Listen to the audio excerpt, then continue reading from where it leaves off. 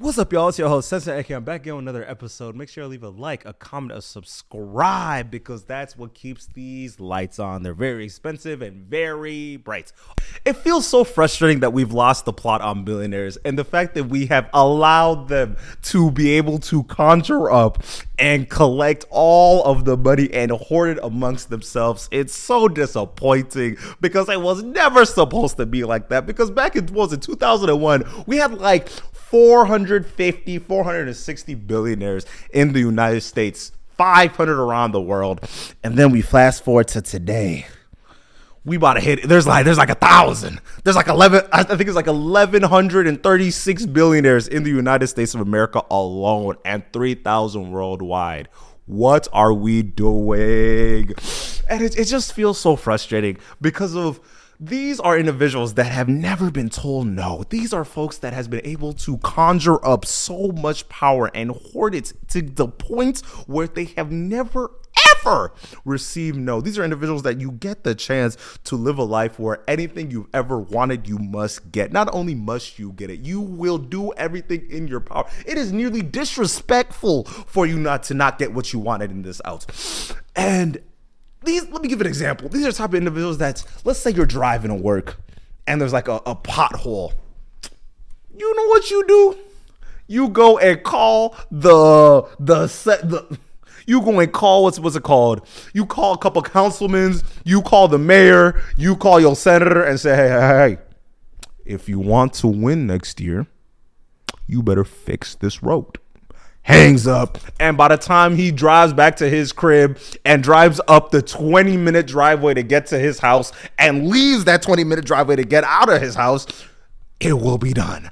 And that is so insane, because one of the things that you have to really recognize, especially you notice this, especially when you hear them talk about their lives or the things that they are feeling and want to do, they are always in the mindset of trying to change the world in a way that they truly want it to look like, because they've always had the power to do so. And it gets to the point where that could get very isolating. And not only isolating, it gets you fairly detached fairly quickly from everybody else. So as we enter this year, as we are exiting this year, we are going on, 35-ish days, probably 45 by the time y'all see this video, that the United States government has been in a shutdown. Do you know what that means? That means millions of Americans are not being able to feed their families. People are going to work, and then at the end of the 2 weeks, they have their hand out for their check, and you know what they get instead? A high five from their boss. That's just the vibe. And they're just expected to go live that type of life. Or you have individuals that are literally being kidnapped. Just this other day, I saw this 16-year-old that just got tackled by ICE agents. But you know what? The ICE is not for this video, but I will say this. Fuck ICE. Whole other conversation. But in totality, the point that I want to make is we have truly lost the plot as Americans in the world that we are living in, for letting folks literally being able to purchase every single aspect of our life. And you know what really irks my gears? Anytime that I hear people caping for billionaires, because there's this feeling, especially in this new 2025 age that we are living in, where folks believe that if you are rich, guess what? You are smart. You must be a genius if you've been able to collect all this bread and put it into your own hands, and you're able to have the status to do what you want anytime that you want it. You must be a genius. And it irks my soul for a couple of reasons, because we are sitting here in the greatest digital social media age of all time, where you could make millions of dollars from, I don't know, throwing your dog up and down a couple times, or make $1 million off of cutting some fruits and some veggies and some fish fillets in a very delicate manner. Or, you know, you could make even more money going to Costco Pizza, grabbing a McDouble, putting it inside the Costco Pizza, folding it, dipping it in some cheese, and then taking a bite. You're going to get 1 million views and probably like couple $1,000 off of doing something like that. That's the type of age that we're living in. But the thing that really irks me, when you look at a lot of people's bread, especially once you really get to that billion mark, it's hard to call you a genius when more times than not, it's generational wealth, or the bread isn't even truly ethical, or the bread is not truly yours to begin with. And you know what? Let me break down the truly yours to begin with. Because if we have reached this age where billionaires have been able to whisper in the ears of very important people in our society and have them sign away all of the governmental power to these folks, if it's not forcing people to give up data, or if it's not giving specific individuals your bestie westies, you get to give them a defense contract here, 20 billion there, 1.8 billion here. And then they still get to stand around and be like, see, look at what I've built. I am the greatest. I am the GOAT. And all of that seems to fuel the ego of a lot of these people. And it's frustrating when you see how that plays out in the society at large and how damaging it is for everybody else that actually lives in it. There's this fear that I think a lot of billionaires have, where they're actively trying to cope with the damage that they've done to the world and how it will play out in the long term, right? You know, the universal chess that we're all forced to move a couple pawns here and there. But what will never irk my soul is watching billionaires trying to extend their overly meaningless life. Because let me not even say that the lives are meaningless, because that's disingenuous. I believe all life is worth something. You know, all life is important in the grand scheme of things. But one thing I will say, it feels very disingenuous to see how it's being done, right? Because it's one thing if you want to improve the type of life that you are living, if it's not exercising more, joining clubs, being able to eat right, eat the most organic, whatever it is, or get the supplements that you want into your body or things of that nature. I get it. I understand the want to live forever, because hey, everybody that's watching this video right now in October, the date is October 31st, 2025. We will all be gone. Hear it with me now. In the year 2020, we will all be dust in 2222. Nobody that's watching this video right now will be alive in 2222, October 31st.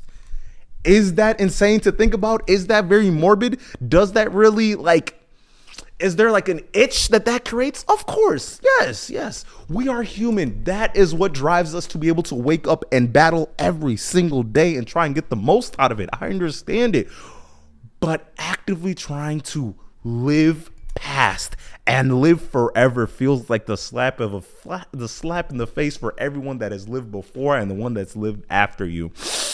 And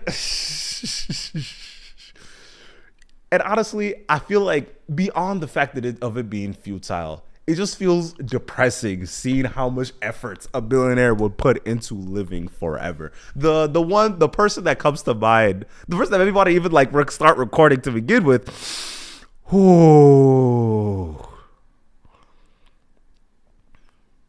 There's this one guy, Brian Johnson. One of the things that he does, right? One of the things that he does. So not only does he track his sleep not only does he track his sleep and do audio therapy, and there's this other thing that he does. Hair. Okay, so Brian Johnson. So he's the one that maybe wanted to make this video, right? So not only does he wake up every morning tracking his sleep, he also does hair therapy, auto therapy, takes 54 different supplement pills, exercises over an hour every single day, and drinks this green, quote unquote, green giant that's supposedly reversing his age. That is his goal. He's actively trying to reverse his age, and not he wants to reverse his age. That's the best way I could put it, right? And he said he's allegedly reversed 5.1 years chronologically, biologically inside of him. And he's been doing this since 2021, every single day. And what I want to ask is, so every day you're putting in 4-ish hours. That's kind of what that's what I would guess that it takes to do the whole shebang of it, right? You're putting 4 hours in every single day for years on end. How many years is that? How many years are you losing trying to prolong your life in the hopes and the dreams that you're able to actually continue what you're doing? Oh, I almost forgot. He also does this blood transfusion thing with his 17-year-old son. And you could see it on his face. And you know what? That's honestly, I think that's what blows me the most. Because that's the most billionaire thing you could do. Going and eating away at the young one's life to be able to be forever young.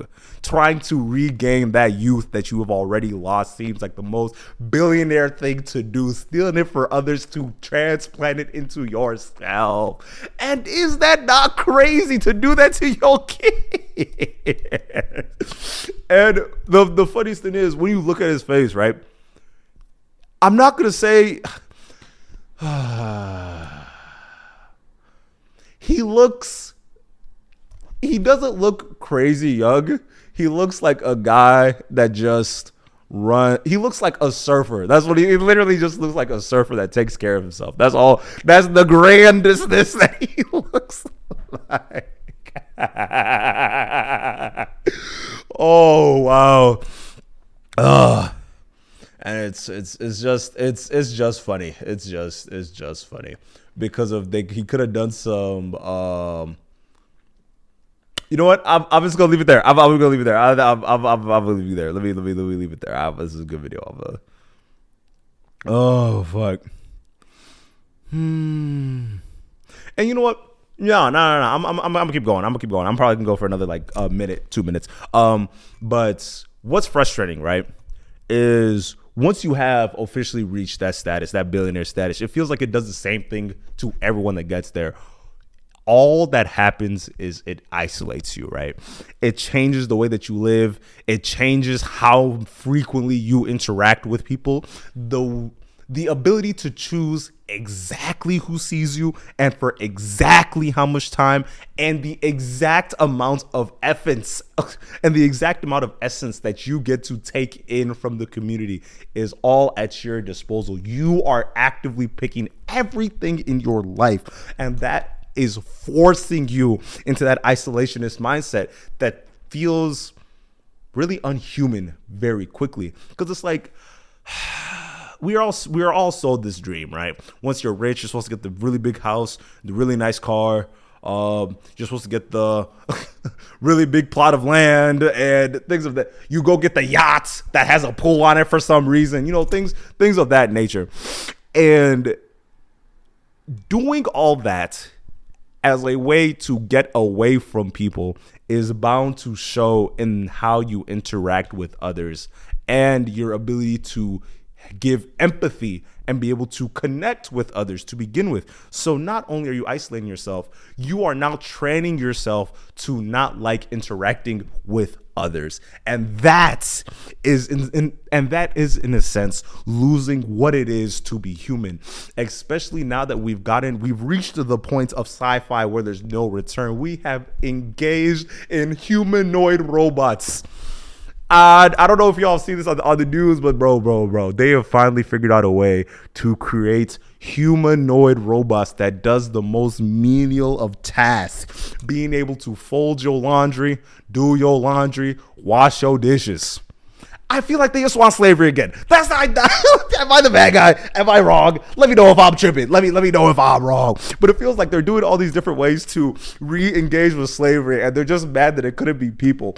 And bro, if the machine is like messing up, you know what happens? You get a worker that this might be real, this might be fake. Honestly, I got the CNN article, I read that, but beyond the point. And they remote control it. That's They just remote control it. That is so crazy. My friend told me to look into the T app because I did not know what was going on in these streets. Oh, I'm so glad I'm not dating. Oh my God, I love my girl. This is ridiculous. I don't know how you guys are being able to work around in these very dry, dangerous, scary, ridiculous times in this dating area. So if y'all haven't been aware of the T app, quickest way I can run through this. All right, so the T app, this is a woman only app, and you pull up, you post a picture of the person that you went on a date with, 2 dates, multiple dates, doesn't matter. You go put out there and you highlight if there's anything weird that they were doing. You go and you put a red flag if it was something weird. You put a green flag if they were better than you thought, and one other woman says like, hey, this is a good guy, he is not dangerous. Emphasis on not dangerous, because the whole point of the app is to highlight the men that are out on these streets being dangerous, abusive, and wildin'. All right, and not even to mention, so the main point is safety. I drill that in your head. It is safety for women. And one of the ways that they were able to get on this app in the first place, you have to be a woman that goes and puts in your driver's license and some other form of identification, something of that nature. And you get sent, and they verify you to see if you're a woman and see if you're a real person. And it's like, yeah, good work. And they do a background check, and they do all these ways to figure out who you are and what's going on. And then they store all that information on their own databases. Keep that in mind for later in the conversation. So another thing that's going on, there's a lot of not tracking, but there's a lot of information that's being shared on this app. Anytime a man gets put on there, you're able to look them up to see if they're like a domestic abuser. You got to figure out if they have a history of like drinking and driving, their criminal records, anything that is public. And now you just have a space where women are able to highlight if there's these men that are doing any really sketchy stuff. And you're able to have a community of women that's like, oh yeah, no, I'm backing this because of I also went through that. I know exactly who it is. Oh, he does not wear, for example, he stealths people. He does stuff of that nature. He just does the craziest of things. Okay. Wild. And other apps gotta heard of that. Some TikTok content was made of it, and it went wild. Everybody was looking into the T app and some of the craziest of information that was being shared. But I will say this, it kind of lost the plot pretty quickly, and that's what kind of is the drawback to this story, because some of the weird things that was happening, there would be women that would go on there and actively like search for the men that is also dating. And another thing that I started noticing, especially when reading a lot of articles about this, it felt like what other people would deem as like irreprehensible, just purely evil, other women would be like, oh no, this is not that crazy. And on that same note, there was also folks that I found interesting, because I was talking to one of my homegirls about it, because she was on the app and she's the one that's been telling me a lot that's going on. A lot of the red flags don't really seem equal. That was another thing that was a drawback for me, because as I'm reading some of these red flags, like one of the ones that went viral on TikTok, this one dude, he would go out, and when he would go on the date and order the lady food, if the lady wouldn't finish the food, he would box it up and take it home with him, which I will say that is very biggest Becketh. That is not gentleman-like. I cannot back that. That is a ridiculous thing to do. But I will say, does that deserve to be on the same app where y'all are trying to find abusers? Oh my God. But beyond that, the app got raided. That was one of the crazy things that happened. It turned out that the information was not as secure as they were trying to lead on that it was. It honestly, it went on Reddit, where some guys went and found the database. They literally just found all the database without any real protection. It was literally, there was like one line of security that was like easily like maneuvered through, and then you get all of this deep-seated, very doxable information. But I almost forgot about this part. Remember when I said you need to be a woman to be able to get on this app? So what if some men would do? They'll make some AI images, or they'll do some funny. They'll go like buy a wig and then take a picture in like certain light and try and figure out, trying to like trick the application into letting men in. So that also happened where a lot of men were able to infiltrate into the T app, and what they got a little butthurt. I will say it. After watching a lot of TikTok videos about it and seeing people's reactions to it, I will say folks were doing a lot. It was very, very unsafe very quickly. Some women got doxxed. There were some individuals that some people try to take it to court, and that's a whole nother arc to it, where to see if this would stand up as defamation, when in theory you could make the argument sometimes, but it kind of fell flat on his face in more scrutiny that it got, because some of the main ideas were, well, these people are going online and lying about me, right?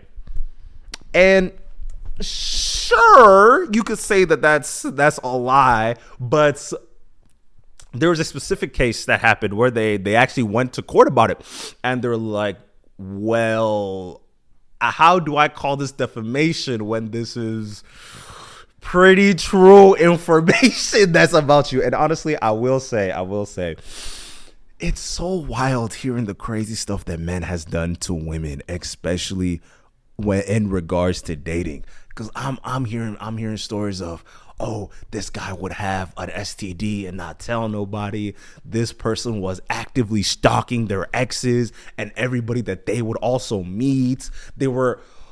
Being a serial stalker is the most insane thing for me. That's the craziest thing, because what are you getting out of it? Because the only thing I could possibly see as a benefit for you to be serial stalking is if you are getting off on the aspect of being able to be every single place that they are. Anytime they turn your head, you're always watching. Anytime that they think they have peace, you best believe they do not, because you are there.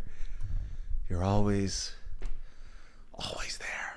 And that shit just sounds so scary to me. Because that's why at first I was like, an app that's actively like spilling people's tea for the world to see, that seems like a little bit much. But then there's actual use for this. There's actual importance that comes from an app like this. And that's what really irks my soul when folks go out their way to just destroy safe spaces for groups of people, especially women. Because it's like, especially since this is all strictly from a safety perspective, because of course you have some of the bad apples that are like making this a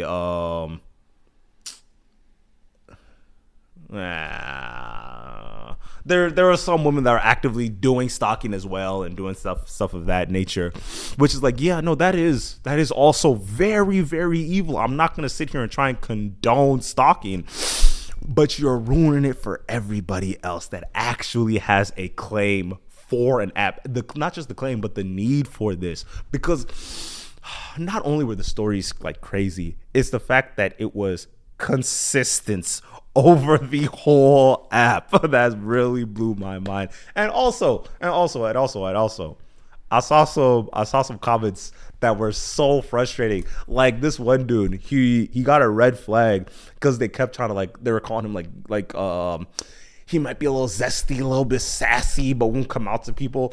And it seems like he just wasn't messing with you. So there was instances like that where folks were going out of their way to just defame people, because there was stuff of that nature.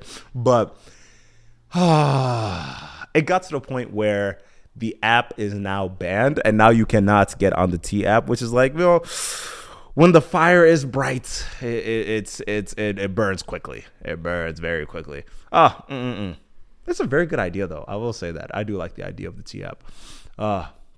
Men were talking about, well, what if we there was one that was like, yeah, what if we make an app where we go and we talk about the terrible da da da da, and I'm like, you know what, If you want to hate on women, go for it. And if you want to actually create a place of safety, you know what? Go get the funding and go create it with folks that actually care about people's safety. Because at the least, at the bottom of this conversation, that's just where we're trying to walk toward. But one of the ideas that I've been like sitting on, especially when talking about this, one of the weird parts of social media is that you are going to meet these people before you ever actually meet these people. Because that's one of the things I've noticed, especially in my time being on the internet. I have met people that have been watching me for like a year, 2 years on apps like TikTok, seeing my pictures on Instagram, watching YouTube videos. And they have this already curated idea of the way that I'm going to be before actually meeting or interacting with me, thinking that I'm going to be this exact same way, as animated as let's just call it animation, as animated that I am, that I'm going to be like that and just high energy and just high octane every single time that I am outside. And when they actually do meet me, they're like, oh no, it's a version of you, but it's objectively different. I feel like that's part of that's the thing that plays a part in this conversation, because hoping that all of this is true and these are actually people's like real experiences with these people, is there a claim for this is doxing who they are? Or no, not doxing, not the right word, but if this is actually defamation on who they are, and if it's like an actual accurate representation of who these people are being shown to the internet. And I feel like there's two ways to look at it. One, the way that you're with one person may not be the way that you are with other people, but I will also say the way you are with one person, that is an indication of how you could be with other people. So if that's what gets pulled up from it, then yeah, that could be, there is a place for the conversation there. But the full-on legal debate feels kind of short-sighted, because there are doxing laws in states, for example, like Arizona. There was a case where this man goes to the judge and asks if they're able to like have this person remediated and actually like removed off the app, or to have his pictures removed at least. And it kind of fell on deaf ears, because it's like, well, if this is how you are acting, there's no change of heart that could be given that I can go and override all of this. If anything, this is a safety concern that needs to be put out. And there was other concerns of like, is this HIPAA violations for some individuals that are bringing up the fact that they are, actually, let me start that over. But there are also like gray areas where people are like, there's HIPAA violations that are being done where it's like, well, this person is actively outing me, or this person is blatantly just lying about me, which is a whole nother can of worms to be opened up if everything that's being said is true. But is there a problem with somebody, for example, outing the fact that you are giving people STDs? And me personally, I feel like that's fully permissible if you're actively going out just like giving uncurable diseases to people, AIDS and things of that nature. But is there a space where we can be honest and be like, no, that should be illegal. That should be illegal. So yeah, there is definitely gray areas in this type of conversation.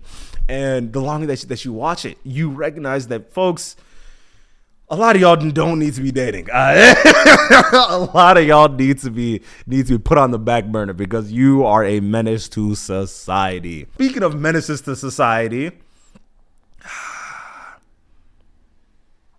we have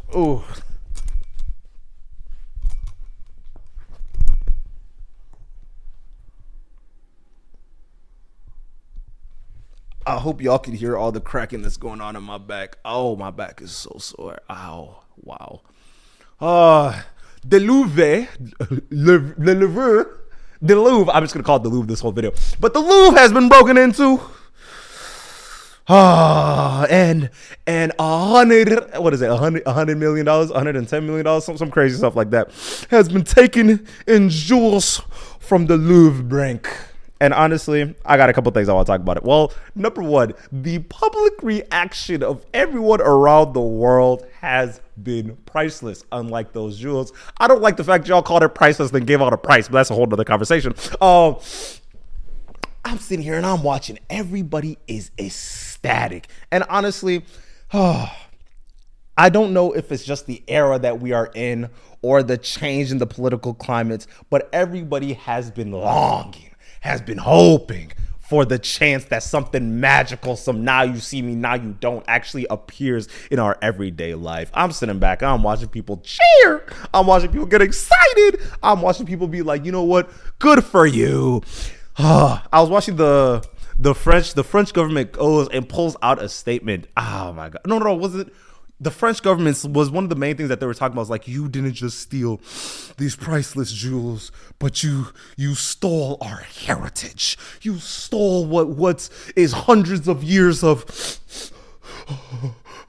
history from us. And honestly, ain't that ironic? Ain't that ironic? But the amount of correction, that's not the word I want.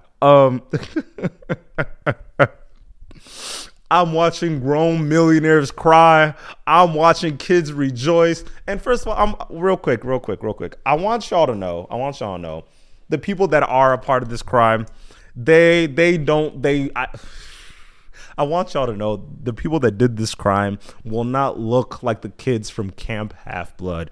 It's not a Percy lookalike, a Jason lookalike that is running, a Talia lookalike that is running this whole organization, where they purposefully drop the crown so they can find it, but yet that being the main aspect of why they got caught up. But that's a whole other conversation.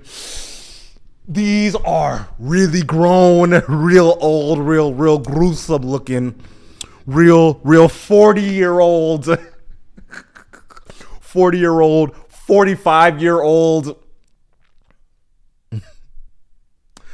45-year-old construction, 30 years in the business construction workers that had to come together to make this work. Okay, first of all, I'm not gonna lie to you. When it turned out that this was real, I was shocked, because the main thing that I was thinking when this all went down was like, there's no way that the art that's there is the real art. Because I remember back in, 2015, there was, actually no, it wasn't 2015, 2020. I think 2020 is a better time period, where folks were like pouring Campbell soups on paintings and ruining it that way. I feel like after all that, I feel like collectively all the art museums were like this. Yeah, I don't think we need the real ones anymore, because there is no way you gonna do that and not be shattered when folks want to pull up there and ruin it with the protest of their own. Because of what was it? There was one that was they pull up, they throw the paints, and the main thing that they was talking about was Fur's murder. I remember Fur being murdered was one of them. Or yeah, I think Fur's murder was one of them. We're gonna talk about people's obsession with animals another day, but that's a whole other conversation. But the fact that it was real artwork that's in there will never not shock me, because you're telling me they could pull up, punch a couple things, and grab and go. First of all, the way that they got in, I'm not gonna lie, I'm very shocked how simple it was. Bro said it was bright day in the morning. They get on this they get on this prop ladder with a crane that puts it right up, and then they go and drill into it, make a hole, jump in, run in, grab, and run out. Everyone's screaming, everyone's jumping around. And when they actually do get to the artwork, the security guard goes and tells everyone, all right, yeah, let's everyone just get out of here. Yeah, just everyone just leave. Which is funny to me, because first of all, he's just like me for because I have never seen a museum worker with anything more than a tis and a very bright flashlight. That's all that I've ever seen a museum security guard with. I'm surprised that they are not just equipped with the biggest of Glock dookies when they're protecting these priceless artifacts. I remember, first of all, and I'm not even gonna. I remember I was at my local art museum, and everybody that worked there was either a college student that was praying and hoping that their life end today and they just wake up in 4 years for their classes being over, or it was a 70-year-old that was hoping and praying their life would end today, so in 4 months they'll be able to go to the better life. But that's a whole other conversation. I'm watching it, and anytime you get too close, you go see folks pull up with flashlights and ready to like kick you out, but they won't kick you out because like they don't have the power to like grab and like throw you out because there's no one there that looks. No one there has shoulders. I'll say it like that. I remember I went to this museum, took some pictures, and when I tell you, they didn't even let me put the flash on. They told me that the flash would ruin the artwork. That's how delicate the art was. And you're telling me that y'all are letting the real arts be there when it's so fragile? Keep in mind, this is art from hundreds, thousands of years ago that y'all are out here not protecting with actual, like that's the actual Mona Lisa. First of all, I feel so pretentious anytime I go to a museum because of like, I'll pull up, I'll point at all the stuff that I like and I will not remember it when I walk out the museum. That's kind of how I be feeling.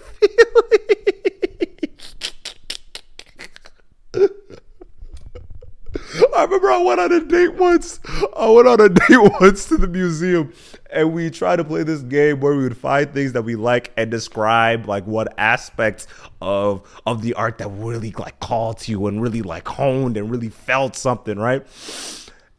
And I would just yap. I swear I would just yap. Cause I don't think I remember too much from the art pieces, but that's a whole other conversation.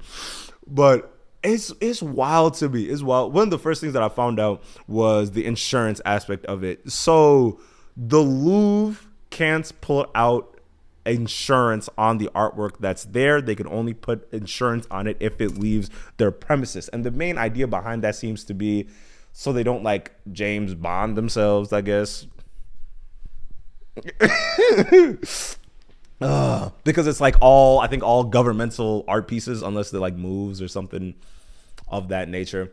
But the reason why I bring this up, that must be so horrifying if you are the actual guy that's like running all this and this happens on your watch. First of all, the act of terror that the other paintings must have been feeling when the folks jumped in and did a smash and grab.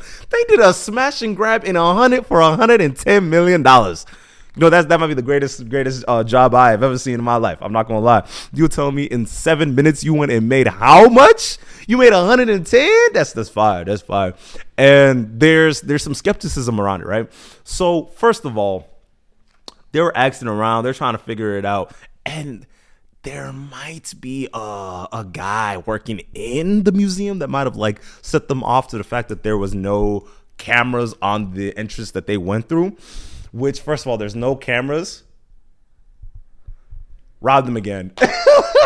Rob them again. That's all I'm gonna say. That's all I'm gonna say. Because if I was holding anything worth even an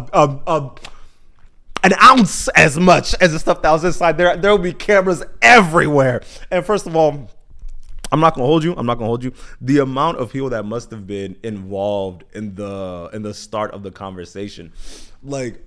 I think my favorite part of all of this is hearing their game plan and the fact that it was going to take, they had 7 minutes. They had to figure out the layout and buy graphs and figure out who's going to jump where and who's going to run away there.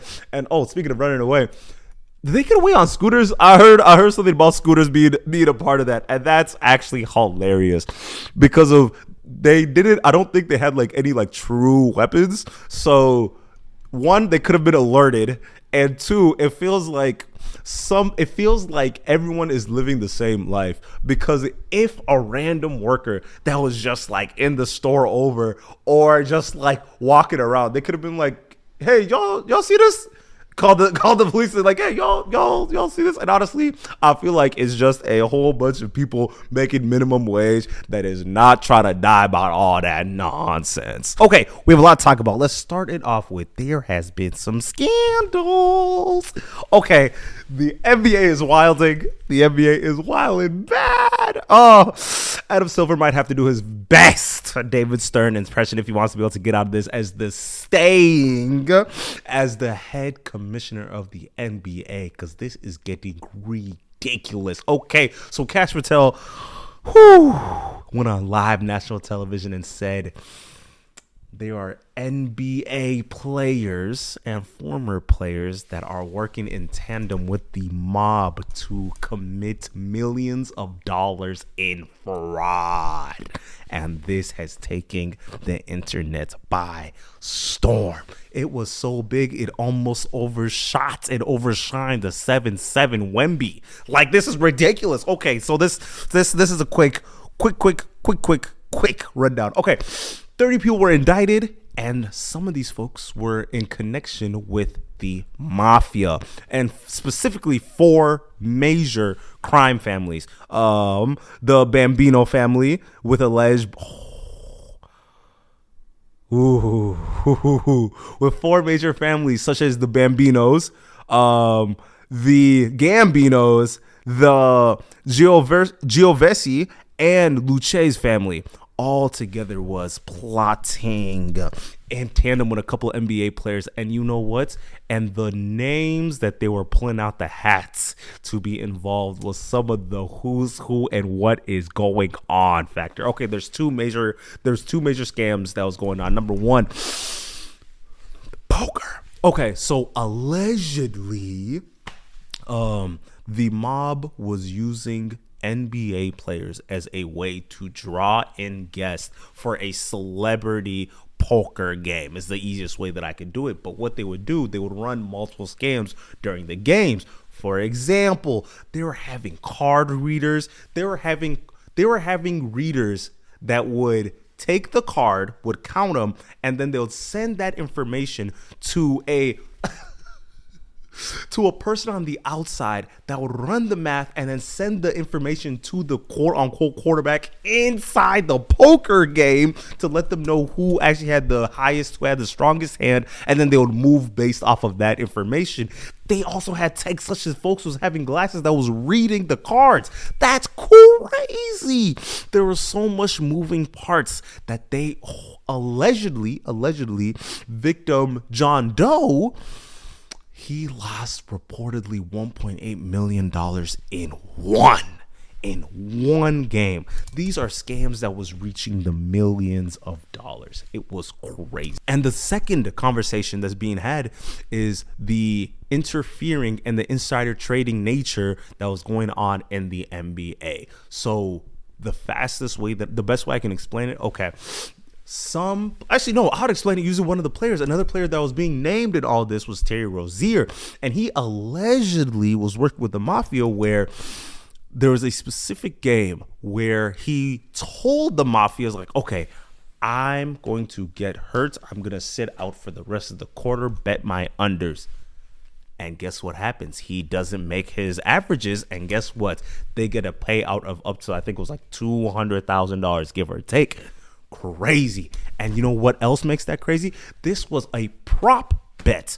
Why is that important? Okay, so back in the day, before everything and everyone and every facet of the internet was participating in sports betting and gambling, you used to be able to only bet on, well, is the New York Knicks gonna win or is the Los Angeles Lakers gonna win?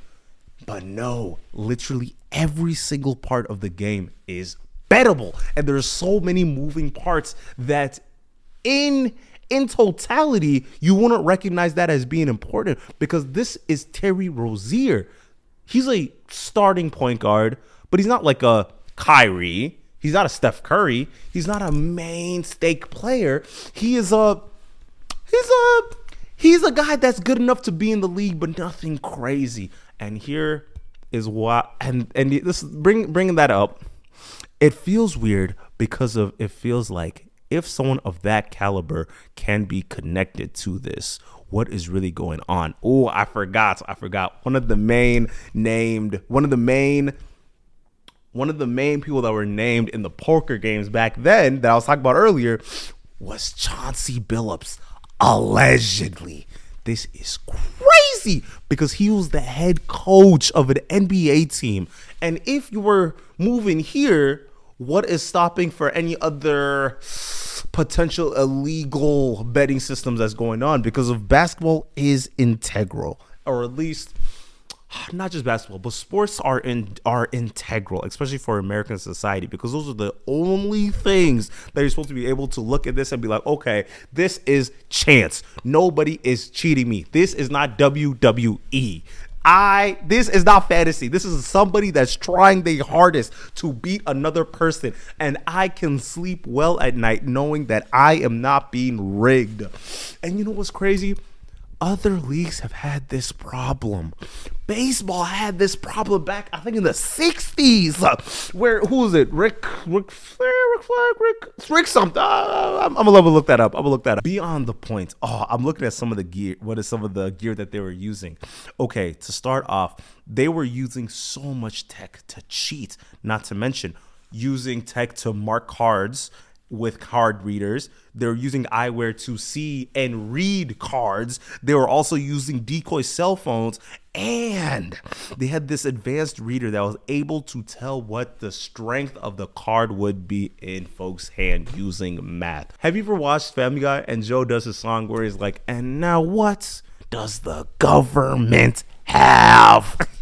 Because this feels like out of a movie out of Sky. This feels like a movie out of Spy Kids at this point. And as I'm watching this, some of the weird things that starts sticking out to me the more that folks talk about it. Number one, you're telling me my taxpayer dollars are going towards this, but I can't get the list. This is getting ridiculous. And when it comes to the idea that this could be a deeply ingrained aspect of the NBA, because of the NBA has had a lot of wink, wink, nudge, nudge, where they've removed refs. They've actively had conspiracies around something as simple as Cooper Flag ending up in Dallas, or the Los Angeles Lakers magically getting a bunch of fouls in 2001 to beat the Philadelphia 76ers. There has been rumors of alleged gambling, alleged cheating that is in the NBA that they have made a concerted effort to remove. But now I'm sitting back and I'm thinking to myself, and not even to mention they have players, there's head coaches involved. And then there was also Damon Jones, former NBA player. He's also being indicted in this as well, being mentioned as a big co-conspirator.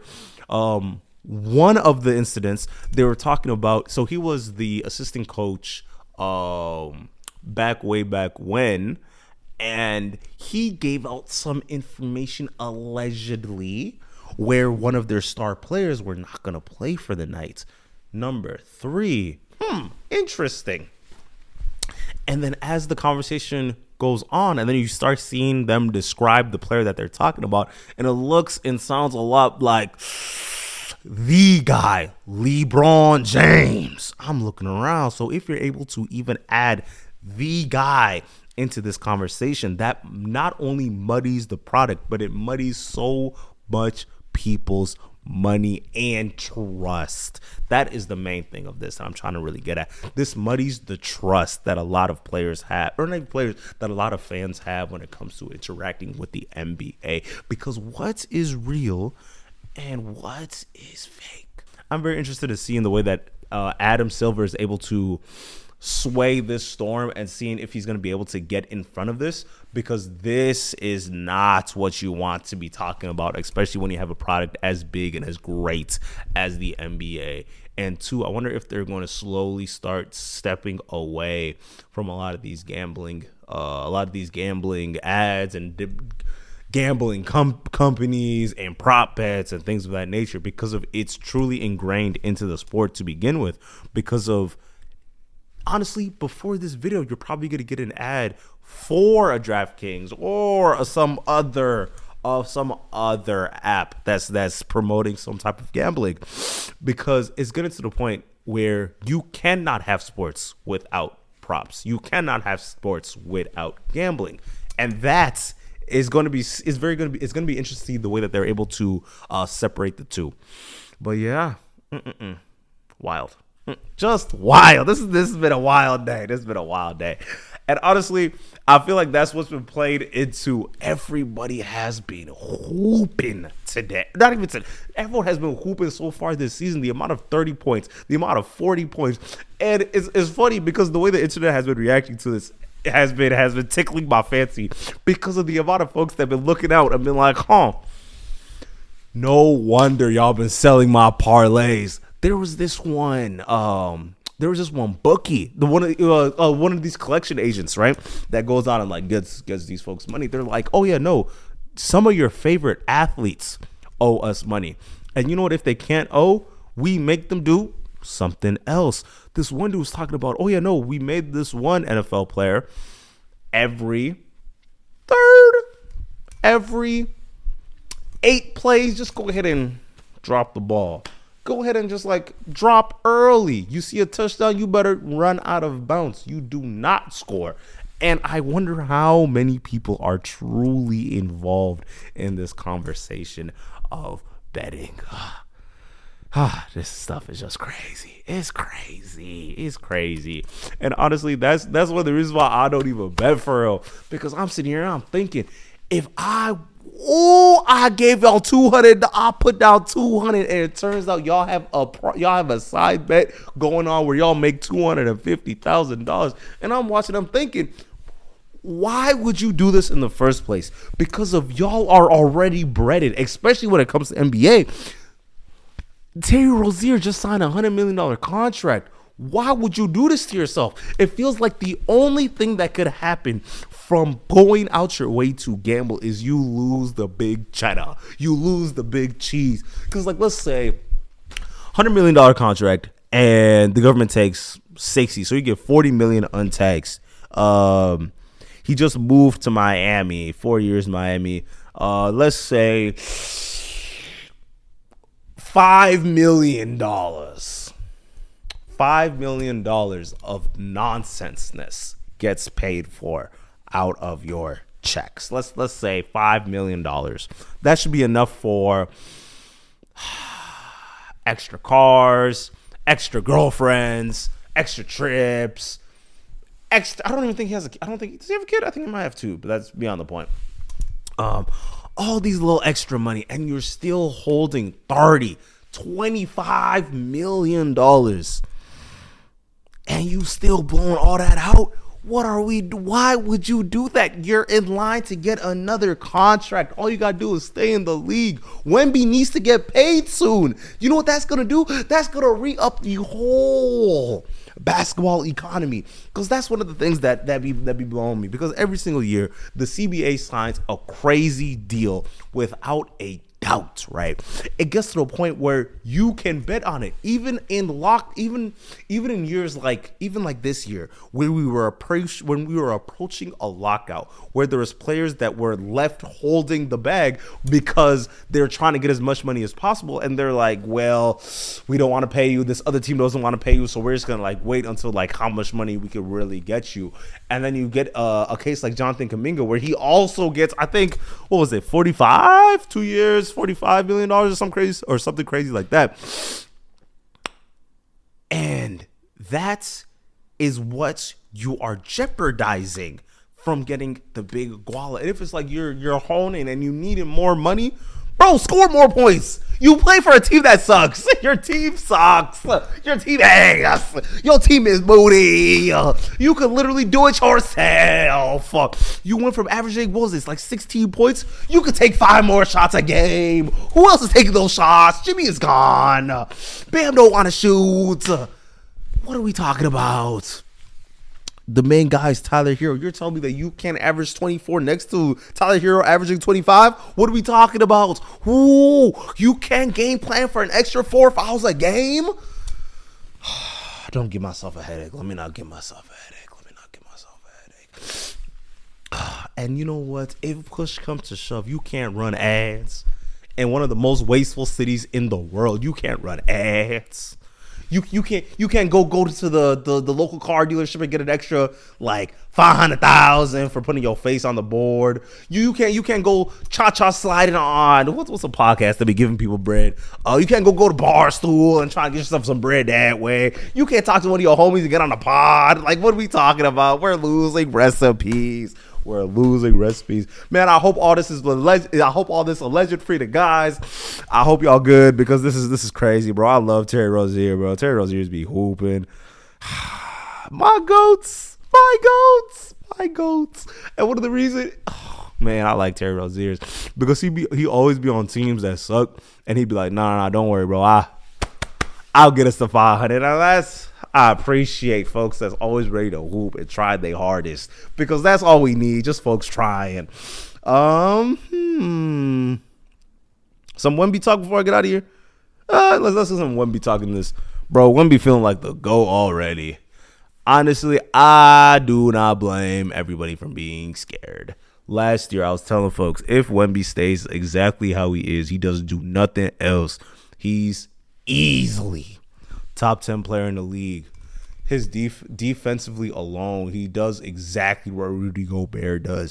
But imagine Rudy Gobert that's able to average 20 points a game. He looks like a Rudy Gobert with hands that work. He looks like Rudy Gobert with hips. He swivels. He really rocks.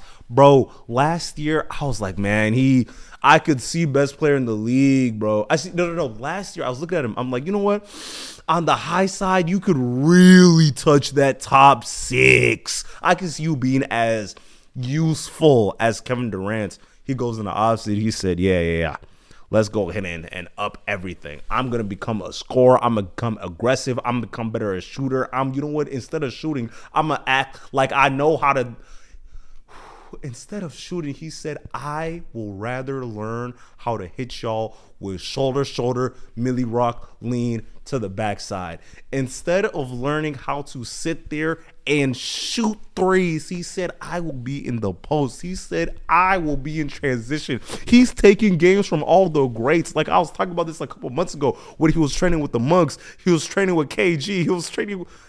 He linked Tim Duncan for something. He linked Tim Duncan. Fuck do you got with Tim Duncan? What you got with Hakeem? What do you need? He was kicking it with Monks. What is over there? You was looking for peace? Why? What you need? Why? First game, he goes against. First game, that might honestly be the craziest game I have ever seen. That might be the craziest game I have ever seen, at least physically. They were talking about I saw a clip where KG's like, yeah, bro. He plays like Shaq and KD combined, and Paul Pierce those. And what he tells is like, nah, bro, you kidding, bro. Nah, bro, you yapping right now. You yapping. All KG says is, bro, you ain't watching film. And everybody in the comment section was like, yeah, bro, he ain't watching film. He don't know what he's talking about. Bro, what are we talking about? There was a move in I don't even want to talk about the other games. I just want to sit on this Dallas one. He did something so crazy. I'm looking back. I'm trying to figure out, who is you feeling like? My brother. Everyone was talking about the game where he rips through. He's dribbling. And then he goes. No. They're talking about, everyone in the world was talking about, oh, yeah, he got this crazy block that he comes down. Twing, sidestep. Hits the 3, falls down. And then he does this. Everyone's like, yeah, that was the move. My brother in Christ, you was missing out on real ball. When I knew the league was cooked, he gets the ball from the high post, like midway through, and it's not MPJ. Who is that? Something Washington. No, it's not Washington. Beyond the point. They have one of their wing defenders, 6'8", 6'9", like a really good defender. Like, no, he's last 2 years. Oh no. When they went to the finals, he was like a really, really good defender on Tatum and them. He's saying high post, right? And then the person that's guarding him is just like 6'9", 6'10", dude. And when I tell you, up fake, oh my God. Up fake, Brody jumps. You know why he jumps? Because Wemby's a goddamn shooter, and he rips through. And instead of just dunking it on AD, he says, up and under, and then he dunks it behind. First of all, who are you feeling like? What is going on? Bro dropped, I think he dropped like 40 and 15. And when I tell you that 40 points he dropped, that game looked like he could legitimately went and got 60. He was moving like he was not going at full speed. And that's what's really crazy. The one crazy three that he hit was the only 3-pointer that he scored that whole day. So Brody went and put up 37 points of straight bucks. 37 of straight bucks. And I think he didn't have crazy free throws. I think he had like 12. So you're telling me, bro, you gave these motherfuckers 25 straight bucks? And it was like fades. It was up and unders. It was and ones. It was dunks. There were so many plays that's like, oh, he could have dunked that. He could just dunk everything. It felt like you were watching a 2K player that had the sliders up on everything, turned off injury, and then said, you know what, 7-7. And folks is talking about he grew a little bit too. I'm like, what is going on? He made AD look so childish. And speaking of AD, he wasn't doing this against nobodies. He was doing this against guys, like real defenders. The Dallas Mavericks are one of the best defensive teams. Well, they should be one of the best defensive teams in the league. And he was sending them boys to the chopped cheese maker. He was making them boys regret their whole decision to step on that court. He was pulling up and trying to pull down, bro. So, they was hooping in something crazy last night. Wemby, yeah, it will be very, very, very hard for Wemby not to be a top 5 player when it's all said and done. I cannot hold you. I cannot, will not. Yeah, bro, you was one of them. I want to talk about Houston real quick. So this is just gonna be. I'm just talk season opener stuff, right? So Houston versus OKC. I know there's been so many games that's going on so far, but I think the best use of my time right now is to talk about the home opener, because we get a chance to learn and watch so much in such a short period of time. And one of my favorite things is it feels like the accumulation. It feels like an amalgamation of everything that we've been looking at and fantasizing about throughout all of the offseason. And it feels like it's really the chickens have come home to roost, because there's so many moving parts, especially on these two teams, on OKC and Houston, on this ring night. So let's talk about Houston real quick.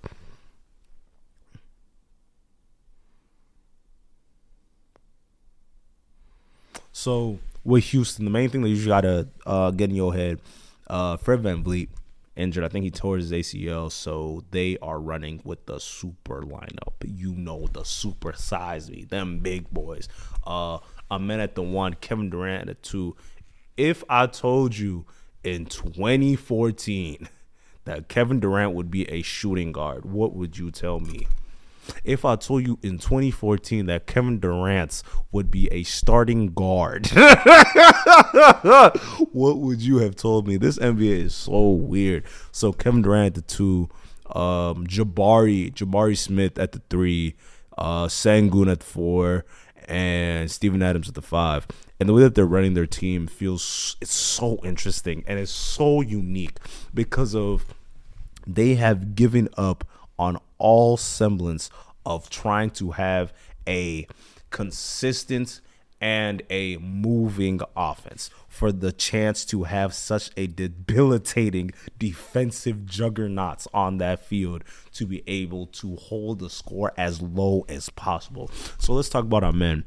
Amen is one of I am so high on both Thompson twins because of their specific play style. Reminds me back of that super athletic wing that truly loves to go at you. They don't got no skills. They don't got no plans, but they know at the end of the game, I'm going to give them my all and I'm going to beat you. There's nothing that you can do to stop me. Kind of reminds me of remember when Invincible was fighting Conquest and he was doing everything that he could. So he said, "Fuck, I'm gonna start using my head and just start just banging him." That's what it felt like watching our man hoop, because so he's running the one, and they're trying to force this thing where using him as a point guard to be able to fast track his development skill wise, because of, truth be told, he is a 3 at best. At best, slashing wing is the most sophisticated way that you could try and describe a guy like Amen Thompson and his brother. But the heavy emphasis on trying to get him to learn how to facilitate will do them so much in spades later on in the season. Because one of the things that I was taking away last year when they're in the playoffs, when they're in the playoffs, they were trying to have Jalen Green be their superstar, but the one constant, aside from Alperen Şengün, was the fact that Amen was there to hoop. And one of the other problems that you get, especially with like an archetype like his, he's so athletic that you're excited, you're elated anytime they shoot a 3, because of like, one, the mechanics, they could be there, but they're not there yet. And they're so athletic that they might try and punch everything once they get into the lane. But let's talk about some other players, right? A couple of their one of the main things they should take away from their roster, they do not have shooting like that, but they are trying. So Reed Shepherd, the rookie that they picked up, I think it was last year. They picked up the rookie last year, and it's not that he struggled, it's that he's a small guard that has an emphasis on shooting when he is he's a small guard with an emphasis on shooting, but the difficulty to get the shot off, and that is a recipe for disaster, especially when you are in a league that is so obscenely fast right now. It's swayed away from the lumbering bigs to everybody has a 40-inch vertical. Everyone can run a 4.5. Everybody is super high and fast twitch. It's difficult for folks like him to get a shot off, and that's the first things that you noticed when the game was starting, because of, one, they were smothering him. 2, they actively knew, okay, all you can do is shoot. So you know what? Hey, one-on-one him every time you get. So you're going to be so exhausted on the defensive end that by the time you get it on the are you sure that you want to go 40 feet against us? Yeah, let's please go take a breather. Let's talk about the Kevin Durant of it all. KD doesn't look like he's lost a step. And honestly, I've watched a lot of the Rockets get the 3 games so far, and it feels like he is incapable of losing a step just based off the play style that he does have, because he's a movement shooter. He plays off ball. He's able to make everybody else better, and the fact that he stays out the way, because one of the problems with a lot of NBA players, they tend to be just cloggers, and trying to use them efficiently gets difficult when everybody needs the ball to hoop, and everybody is trying to get their 50, and everybody is literally everybody has the same like specific archetypes, and not even so much archetypes. Everyone has like a specific places that they like to get to, but the game has gotten so specialized that everybody's learning the game the same way. But that's the theory that I would think about on my own time. But when I get more ideas, I'll bring that forth. That's a whole another conversation.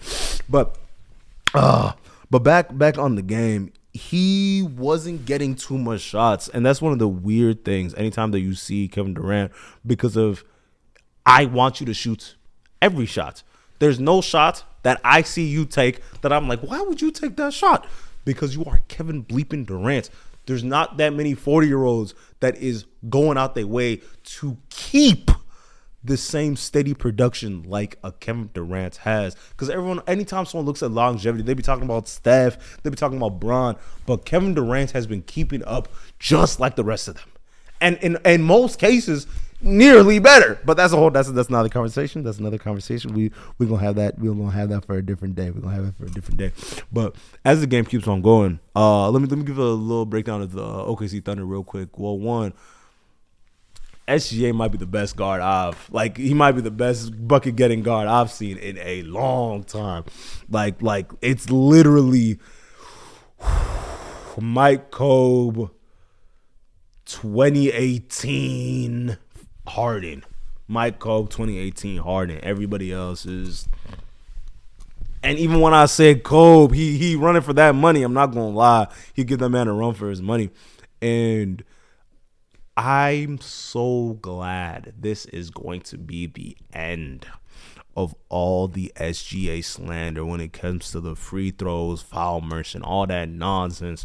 Because of this year, he has been on a tear offensively in a way that's it's so egregious, just like footwork wise. There was a clip that was going viral where they were seeing all the placements of his feet, and it literally looked like his feet was just horizontal. And it's like, how aren't you rolling your ankle every single time? It's like, no, that's just his balance. That's what he trains for. That's the whole point. That's the whole point. And just a quick tangent. One of the most beautiful things, especially when it comes to like exercise, I try and get myself to do more sports specific exercises because of it. When you do sports specific exercises, you get to train so many different parts of your body that you wouldn't naturally do on your own if you weren't literally inside that sport, because there's so many specific ways where you can't just do curls and benches and squats and things of that nature and be able to train the lower back muscle or be able to train the tendon in your left knee or something of that nature. But when you're actively working on so many different ways to move, if it's not vertical, you're moving your hips this way, you're moving your hips up and down, you're hyperextending, you're underextending, you're just doing so much. But back to the game. As you're watching these guys hoop, it feels like there's another gear for SGA to get, but it feels like he's pacing himself though. But it's weird because he dropped, I think it was like 40. It might have been like 30, it might have been 35 to 40 because he had a slow start.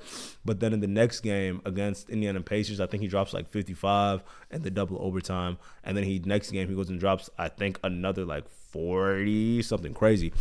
But back to the original game. He starts off slow. Because of like I was saying with the Houston Rockets, the way that they play defense is so smothering because their guys are like huge. They had a whole bunch of 6'11" guys just running around. Jabari Smith is a really good defender. Alperen Sengun is slowly learning how to defend, and I like it. He's learned how to defend in space, and that was one of the main problems that he was having, especially in the Warriors series, because of the amount of times that they put him in pick and roll actions, or at least like forced him to like sprint left to right and things of that nature. It's really easy to take advantage of players like that, but it feels like he's learning how to be able to stay grounded and being able to rotate in an efficient manner that he couldn't before. But next, as we talk hoops, right? As we're talking hoops, it feels like the officiating is really soft right now because of the amount of fouls that actually, let me not say soft. It feels like there's a new meta on how they're going to be calling a lot of the fouls because they fouled out what's his face? They fouled out Lou Dort. And that's something that I've been like really interested in looking out on how they're able to decipher what is going on, especially with him, because if you ever watch him play, you realize that he be fouling, he be hurting for you, he be playing rugby out there, but that's another conversation. And they were like calling it, they were like actively calling it, but when you switch to other games, they tend to not really call too many handsy plays like that. Actually, that's not even true. I've been seeing so many free throws because I've been seeing so many 50-point games. So I don't know if that's a combination of the scoring is just getting out of hand, or the fact that they're calling too much. That's a conversation for another day. I feel like the OKC Thunder might hit a roadblock pretty quickly, especially if their other guys aren't going to be able to grow in the absence of Jalen Williams. Because Jalen Williams, I think he hurt his shoulder or knee or whatever. But so he had to sit out. But when you have a super powered roster like that with a bunch of young, springy, athletic guys, you're able to plug and play. You're able to have them push the pace. You're able to set such a tone that it's difficult for people to be able to get their offenses rolling. This was a pretty low scoring game for the first like 3 quarters. Oh, especially for a guy like SGA. I think they held him to like 12 up until the 4th. And then he just gets to open. He goes like, I think he scores. I think he ends up scoring like 12 at the 4th. Pushes it to overtime, scores 5 on OT. And then they push to one more overtime. He hits his free throws and then puts the game away. Great game. And then the second game, I want to talk about Steph, the Warriors versus the Lakers. It was interesting. It was very interesting. Specifically for a couple of reasons. My main ones being watching this new look Luka feels so reminiscent of watching a great really take another step, because of one of my main problems is Luka has this problem of not being able to keep up the output of offensive energy all throughout the 4 quarters. Or at least 4 quarters consistently for multiple games. I know the season just started, but he's been on a crazy tear as well. Luka's offense is just through the roof because it feels like he knows exactly where to get to, and he's physically fit enough to get anywhere that he wants to. And I don't know. I don't want to be the guy that says, oh no, the physical discipline that he's been putting on all over the offseason is the reason why he's able to score like this, and his offensive output is only because he lost weight, because he was a fatty McFattikins.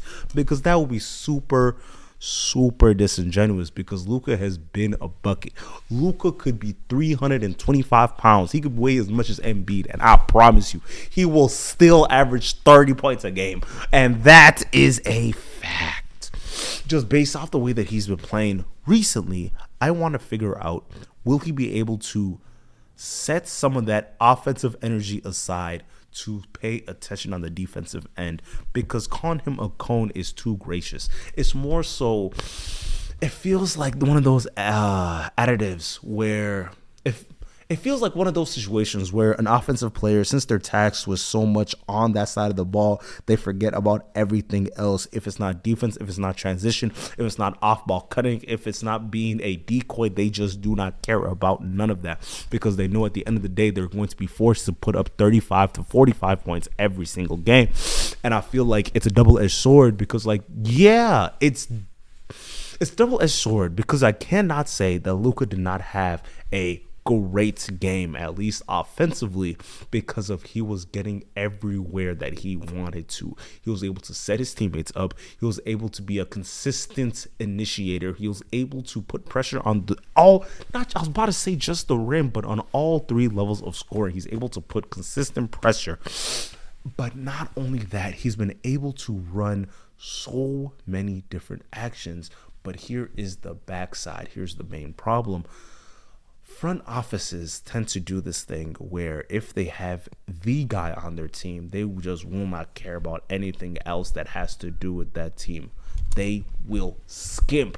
Their biggest offseason acquisition was a DeAndre Ayton. At this place, I would rather have DeAndre Hunter than DeAndre Ayton, because of this DeAndre Ayton experience is going to be very difficult to watch, because you know what type of skill that he has. You know that he's able to seal. You know that he's able to dunk. You know that he's able to be such an aggressive rebounding talent, but he just will not do it. There's so many plays that game where I was like, wait, why are you trying to use finesse when force is the best case scenario? You have the tools to overpower smaller players consistently and frequently, and the fact that you're choosing to use more of a finesse game is very worrisome when the players that you have on your team, they need that extra oomph. They need that consistent rim runner to be able to give Luka that outlet valve. They need a guy like that to take the defensive pressure off of a guy like LeBron. And here's where the next problem that I come with this Lakers team, because of it feels like they're setting up LeBron to be the best defensive wing that they have, and that is so frustrating because I think he's like 41 now. LeBron's like he's an older man, bro. He doesn't have that spring to the step that he once had, even 3 years ago when that wasn't 3 years, that was 5 years ago when he last won a ring. Yeesh, that's crazy. But a lot of their players, if the ball is not on Luka's hand or Austin Rivers' hand, it's just let that man do whatever they want. Gabe, what? Yeah, go ahead and pack it up. I do not care. Let that fly. Because what's that going to do for me? What is that going to do to me? You don't have the capabilities, or at least I do not trust it. And not even talking about Dalton Connect. Dalton Connect is not even on the court anymore. What did he do? They're treating him like he's Bronny. He doesn't see the court. And I'm looking at him, I think to myself, how are we supposed to turn this season around? And I'm not trying to do on the whole doomer, this season is lost to us. Because, no, I believe that they could make the push to try and get to that play-in spot. It's not a dead season just yet. But I want to know, what is the plan, Reddit? Reddick? LOL, I just called him Reddit, LOL. But what is the plan to be able to get some offensive motion going onto this team? Because they feel dead in the water feels like such an exaggerated phrase.